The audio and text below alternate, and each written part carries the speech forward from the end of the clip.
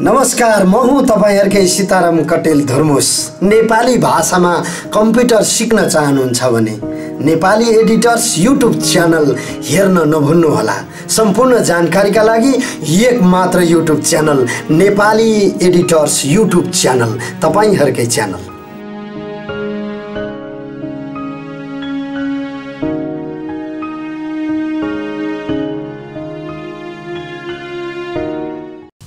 नमस्कार साथीहरु,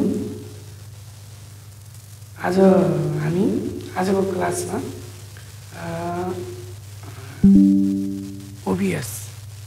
ओबीएस स्टुडियोको बारेमा हामी चाहिँ बुझ्न जाँदैछौँ। ओबीएस किन चाहिन्छ, यसले के गर्छ भन्ने कुरा चाहिँ हामी यो क्लासमा बुझ्दैछौँ।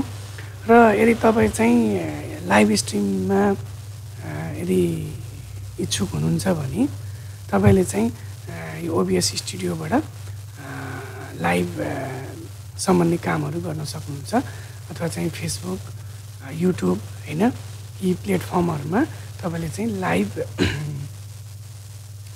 स्ट्रिम चाहिँ गर्न सक्नुहुन्छ। स्ट्रिम भनेको के हो? स्ट्रिम भनेको चाहिँ तपाईले लाइभ कुराहरूलाई चाहिँ प्रत्यक्ष प्रसारण गर्नको लागि तपाईले स्ट्रिम गर्नुपर्ने हुन्छ।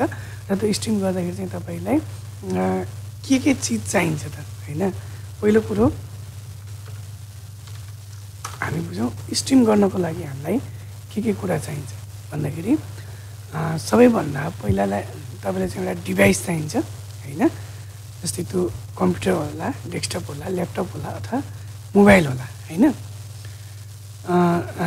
त्यो चाहियो। त्यसपछि तपाईलाई चाहिँ एउटा इन्टरनेट कनेक्सन, राम्रो इन्टरनेटको कनेक्सन चाहिन्छ हैन। त्यसपछि गएर तपाईसँग एउटा सोर्स इनपुट चाहियो। इनपुट भनेको तपाईको चाहिँ क्यामेरा हैन, क्यामेरा हुनु पर्यो। अनि त्यसपछि गएर तपाईसँग चाहिँ के रे क्यामेरा र यो कम्प्युटर अथवा चाहिँ ल्यापटप होस्, त्यो बीचमा चाहिँ तपाईले कनेक्सन गर्ने एउटा माध्यम चाहियो। त्यो भनेको तपाईको क्याप्चर कार्ड हैन। क्याप्चर कार्डहरु तपाई चाहिँ दराजमा गएर खरिद गर्न सक्नुहुन्छ है। म तपाईलाई देखाइदिन्छु। दराज नेपालमा गएर तपाईले भिडियो क्याप्चर कार्ड भनेर यदि तपाईले त्यहाँ खोज्नु भयो भने यहाँ पाउन सक्नुहुन्छ है।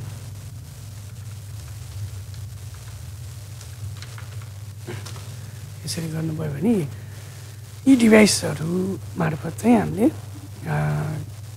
गर्न सकिन्छ, क्याप्चर गर्न सकिन्छ। र यसमा इनपुट र आउटपुट दिएको हुन्छ हैन। अर्थात् हामीले यो यूएसबी यहाँ जस्तै यहाँबाट हामीले चाहिँ इनपुट गरिन्छ एचडीएमआई, जस्तै यो दिएछ। जस्तै मैले यो हेरेँ, यो जस्तै यहाँ हेर्नुहोस्, यसको यो इनपुट हो र यो आउटपुट हो। भन्दा चाहिँ यसमा हामीले एचडीएमआई क्यामेराबाट दिन्छ भने, अनि यो चाहिँ हामीले यूएसबी हाम्रो कम्प्युटरमा लगाइन्छ हैन। त्यसपछि चाहिँ हाम्रो यसरी यहाँ हामीले क्याप्चर कार्डलाई यहाँ जोडिन्छ हैन, यूएसबी पोर्टको माध्यमबाट।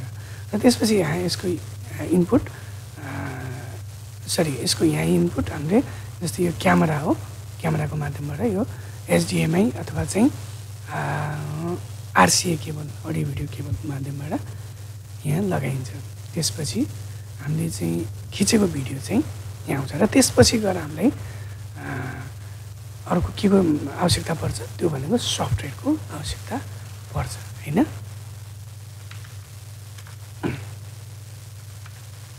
सफ्टवेयरको आवश्यकता पर्छ। र तपाईको के छ भने सफ्टवेयरहरु धेरै नामका छन् हैन।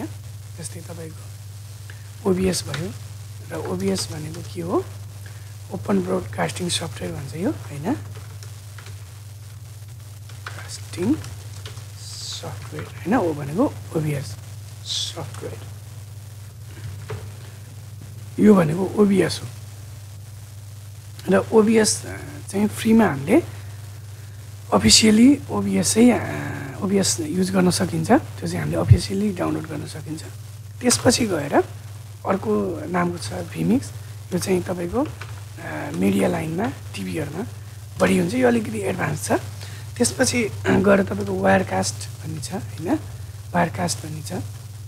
यी यस्तै नामका थुप्रै सफ्टवेयरहरू तपाईँले लाइभ स्ट्रिमको लागि पाउनुहुन्छ र त्यसमध्ये हामी अहिले यो ओबिएसको बारेमा बुझ्न गइरहेका छौँ र यसलाई कसरी डाउनलोड गर्ने भन्दाखेरि चाहिँ हामी गुगलमा गएर यहाँ गएर ओबिएस हैन अथवा चाहिँ अगाडि गएर डाउनलोड ओबिएस भनेर यदि गरियो भने अब यहाँ obsproject.com अनि त्यसपछि /डाउनलोडमा गएपछि यहाँ ओबिएस डाउनलोड गर्ने अप्सन दिएको हुन्छ र यहाँ गएपछि एउटा इन्स्टलर छ अथवा बिट टोरेन्टबाट अथवा विनजिप कसरी डाउनलोड गर्ने भन्ने कुरो यहाँ छ हैन अनि त्यसपछि हामीले जिप फोल्डर डाउनलोड गऱ्यौँ भयो अथवा इन्स्टलरबाट डाउनलोड गरे पनि हुन्छ यहाँ मैले इन्स्टलर डाउनलोड गरेँ स्टार्ट डाउनलोड गरिसकेपछि यो हाम्रो डाउनलोड सुरु भयो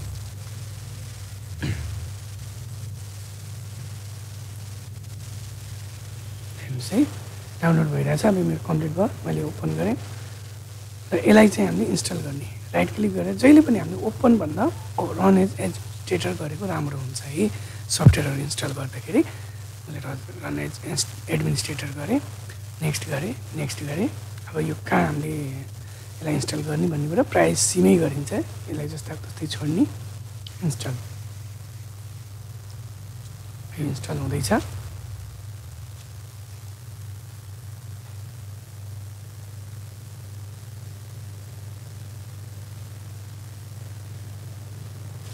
यसले केही समय लिन्छ